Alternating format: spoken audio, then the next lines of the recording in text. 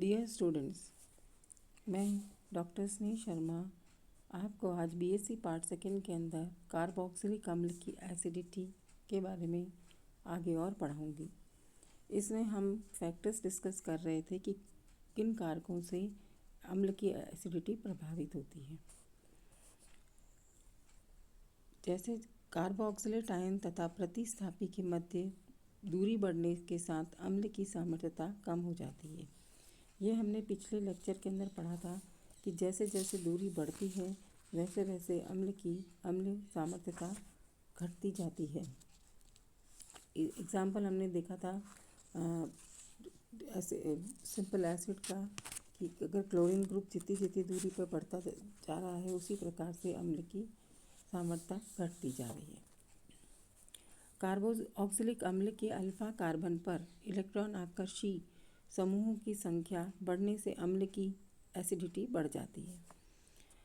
Alpha carbon कुछ example लेते हैं। अल्फा कार्बन पर इलेक्ट्रॉन विड्रॉइंग समूहों की संख्या बढ़ने पर अम्ल की प्रबलता बढ़ जाती है। जैसा आप देखते हैं acetic acid, chloro acetic acid, dichloro acetic acid और ट्राइक्लोरो एसिटिक एसिड। यहाँ पे क्लोरो एसिटिक एसिड में एक क्लोरीन ग्रुप है, डाइक्लोरो के अंदर 2 क्लोरीन ग्रुप है और ट्राइक्लोरो के अंदर 3 क्लोरो ग्रुप है। जितनी ज़्यादा क्लोरो ग्रुप की संख्या अधिक होगी उतने ही कहने का मतलब है कि इलेक्ट्रॉन आकर्षित समूह की संख्या अधिक होगी उतना ही वो कार्बन से इलेक्ट्रॉन खींचेंगे और जितना इलेक्ट्रॉन खींचेंगे कार्बन उतना धनावेशित होगा और जितना धनावेशित होगा ये पड़ोस वाले ऑक्सीजन से इलेक्ट्रॉन लेगा और प्रोटॉन उसमें से जल्दी निकलेगा। जितनी स्पीड से प्रोटॉन निकलता है उतनी ही एसिडिटी बढ़ती है। ये हम इनके पीके मान वैल्यूज से भी देखते हैं कि एसिटिक अम्ल की सबसे ज़्यादा है 4.75 जबकि ट्राइक्लोरो एसिटिक एसिड की 0.64 ही है। The greater is the PK value the lesser is the acidity. जितना अधिक पीके मान होगा उतनी ही कम एसिडिटी होगी। तो एग्जामिनेशन में क्वेश्चन पूछा जाता है कंपैरेटिव स्टडी, 3-4 एसिड दे देंगे और उनकी अम्ल सामर्थ्यता को बताइए। तो उसमें देखना है हमको कि क्या चेंज है उनके अंदर। जो चेंज होगा उसके आधार पे आपको देखना है कि दूरी पर निर्भर है या संख्या पर निर्भर है। ये सारी चीज़ें हमको पढ़नी पड़ेगी। एल्किल समूह के आकार बढ़ने से अम्ल की सामर्थ्यता कम हो जाती है। एल्किल समूह का आकार बढ़ने से प्रेरणिक प्रभाव बढ़ता है और अम्ल सामर्थ्यता कम हो जाती है। जैसे formic acid, acetic acid, propanoic acid, butanoic acid. इनमें आकार कैसे बढ़ रहा है? जैसे एसिटिक एसिड के बाद में आपका प्रोपेनोइक आ गया तो यहाँ पे अल्काइल ग्रुप बढ़ गया।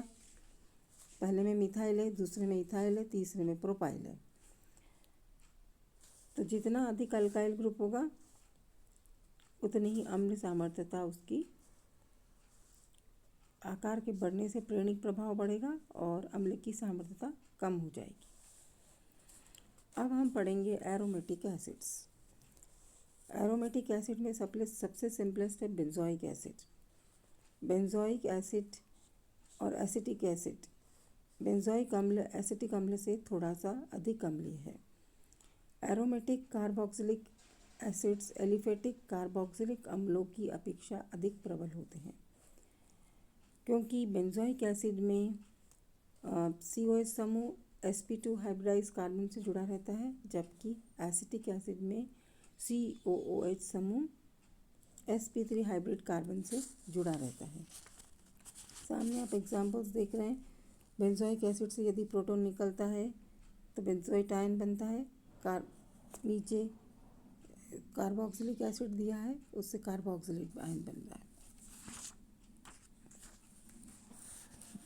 है। sp2 संकरित कार्बन sp3 संकरित कार्बन से अधिक विद्युत ऋणी होता है और बेंजीन वलय के sp2 संकरित कार्बन के इलेक्ट्रॉन आकर्षी होने के कारण बेंजोइक अम्ल से प्राप्त कार्बोक्सिलेट आयन में स्टेबिलिटी आ जाती है।